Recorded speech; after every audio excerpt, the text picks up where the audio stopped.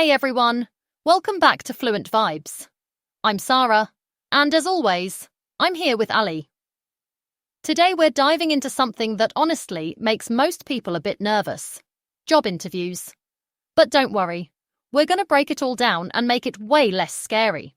Yeah, interviews can feel like a mystery box, right? You never know if they're going to ask you about your biggest weakness or like why manholes are round. And yes, that's a real question. Google actually asks that one sometimes. I love that one. It's so random, but it really shows how some companies want to see how you think, not just what you know. So let's talk about the main types of questions you might get. First, there are situational questions. These are the imaginative type. Like, imagine you're working with someone totally different from you. How would you handle it? They're checking if you can adapt and solve problems. Exactly. And then you've got behavioral questions. These are all about your past. Stuff like, tell me about a time you had to persuade someone. Or, give me an example of when you set a goal and actually hit it. They're trying to see if your past behavior matches what they want in the job. And then, of course, the wild cards. The unconventional questions. Like, how would you wrangle a herd of cats?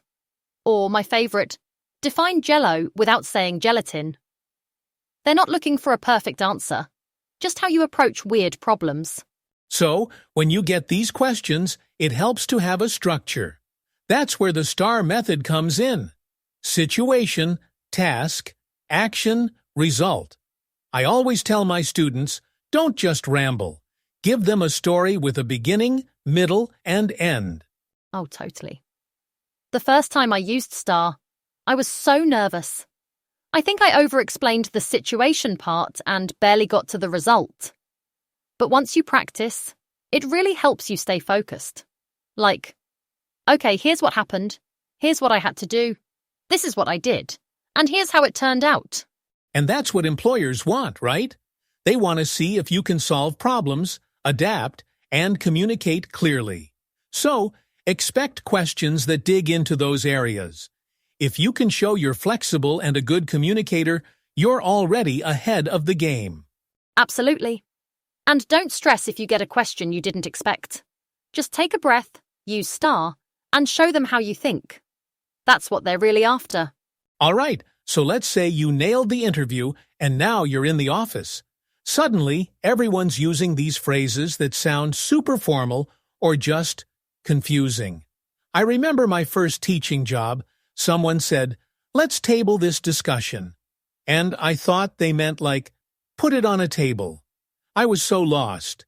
Turns out, it means to pause the topic and come back to it later. I felt pretty silly, but hey, you learn. Oh, that's such a classic. Office English is full of these little phrases. For example, if you need someone to explain something, you might say, could you please clarify what you mean by, or, just to confirm, are you saying that? It's all about being polite but clear. And when you want to make a suggestion, you can say, I suggest we consider, or how about we try? It's softer than just telling someone what to do, which is important in a team setting. Right, and if you agree with someone, you can say, I agree with your point about, or if you don't, you can say, I see your point, but I think. That way, you're being respectful, even if you disagree. Meetings are a whole other world. You'll hear things like, let's move on to the next item on the agenda, or, could we table this discussion for now and revisit it later? It's all about keeping things organized and polite. Let's do a quick role play. Ali, pretend we're in a meeting and you want to clarify something I just said. All right. Sara, just to confirm, are you saying that the deadline is next Friday, not this Friday? Exactly. And I might reply, yes, that's right. Next Friday. See? Simple, but it keeps everyone on the same page. The more you practice these, the more natural they sound. And don't worry if you mess up. I mean, I still mix up table and bring to the table sometimes. The key is to keep trying and ask if you're not sure. So we've talked about interviews and office phrases. But honestly, what really makes you stand out is how you communicate and connect with people. Active listening is huge.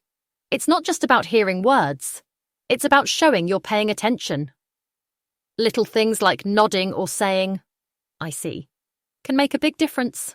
Yeah, and giving feedback is another big one. There's this thing called the sandwich method. Start with something positive, then the thing to improve, then end with another positive. Like, "Your report was really clear.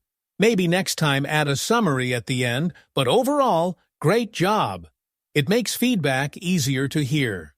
And when there's a conflict, try to stay calm and focus on the problem, not the person. You can say, "I understand your perspective, but I feel..." That way it's about the issue, not blaming anyone. Networking is all about those little conversations.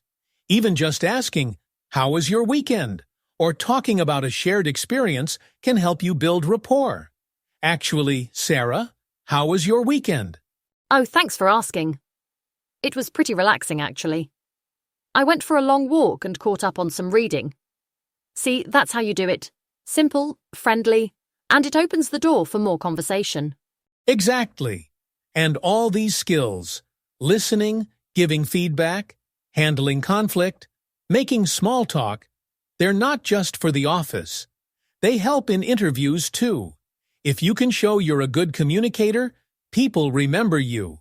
All right, that's all for today. We hope these tips help you feel more confident in interviews and at work.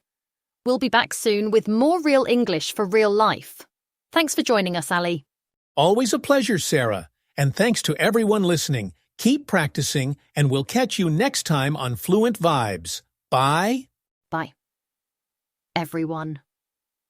Don't forget to like, subscribe, and share this podcast with a friend who wants to improve their English.